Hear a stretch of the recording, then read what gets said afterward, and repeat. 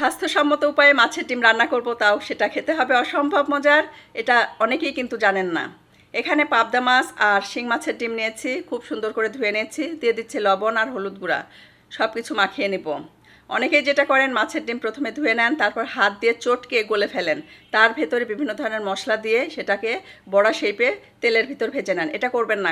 এটা যেহেতু মাছের ডিম একটা প্রোটিন খাবার, তাই তেলে ভাজা মাত্রই সেটার গুণগত মানটা নষ্ট হয়ে যায়, তাই স্কিপ করবেন।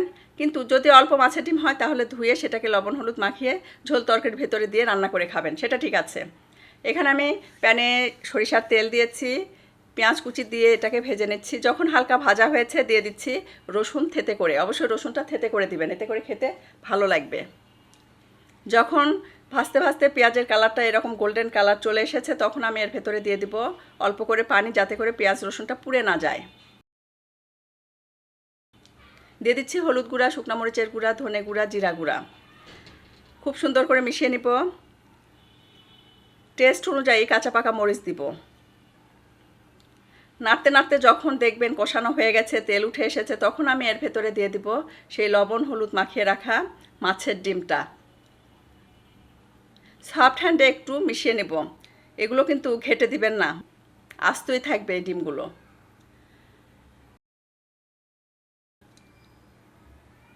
দিয়ে দিচ্ছি গরম মশলার গুঁড়া। এখন ঢাকনা দিয়ে ঢেকে দিব, লো ফ্লেমে রেখে দিব। যেহেতু পানি দেয়নি তাই ঢাকনাটা খুলে নিলাম। দেখতে পাচ্ছেন নিচে কিন্তু পানি নেই। অবশ্যই অল্প করে পানি দিব, যাতে করে প্রপারলি সিদ্ধ হয়ে যায় ডিমটা। হাফ কাপের মতো পানি দিয়েছি, ঢাকনা দিয়ে ঢেকে লো ফ্লেমে রেখে দিব, যাতে করে সিদ্ধ হয়। এটা কিন্তু লো ফ্লেমেই সিদ্ধটা ভালোভাবে হয়, অনেকটা কেক বেকিং করার মতো বিষয়টা।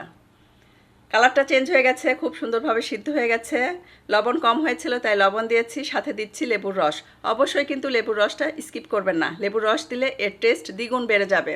মাছের ডিম এভাবে রান্না করলে খেতে যে কত মজার। মাছের ডিমগুলো একদম সফট থাকে, সেই সাথে খেতে অসম্ভব মজার আর মশলাদার। একবার এভাবে ট্রাই করবেন আর আমাকে কমেন্ট করে জানাবেন সত্যি আমি কথাটা ঠিক বলেছি কিনা। আমি যতবার রান্না করি ততবার আমি এভাবেই রান্না করি। এর আগে আমি বিভিন্ন প্রসেসে রান্না করেছি, আমার কাছে ভালো লাগেনি, কিন্তু আমার কাছে এই রান্নাটা বেস্ট মনে হয়েছে, তাই রেসিপিটা শেয়ার করছি, যাতে করে আপনারাও ঠিক এভাবে একজ্যাক্ট এভাবে রান্না করেন আর মজা পান। গরম ভাতের সাথে খাবেন, 2-3 প্লেট ভাত অনায়াসে খেয়ে নেবেন, এত মজার এটা। বড় মাছের ডিম যখন রান্না করবেন তখন সেম এই প্রসেসেই রান্না করবেন। যখন দেখবেন ডিমটা আধা সিদ্ধ হয়েছে তখন কেটে পিস করে দিবেন, খুন্তি দিয়ে কেটে পিস করে দিবেন, যাতে প্রপারলি ভেতরটা কুক হয়। একজ্যাক্ট এভাবে রান্না করবেন, দেখবেন খেতে অসম্ভব মজার হবে। নামানোর আগে ধনেপাতা কুচিটাও ব্যবহার করতে পারেন, এতে করে কিন্তু খেতে আরও ভালো লাগবে। ভিডিওটি ভালো লাগলে লাইক কমেন্ট শেয়ার করতে কিন্তু একদমই ভুলবেন না।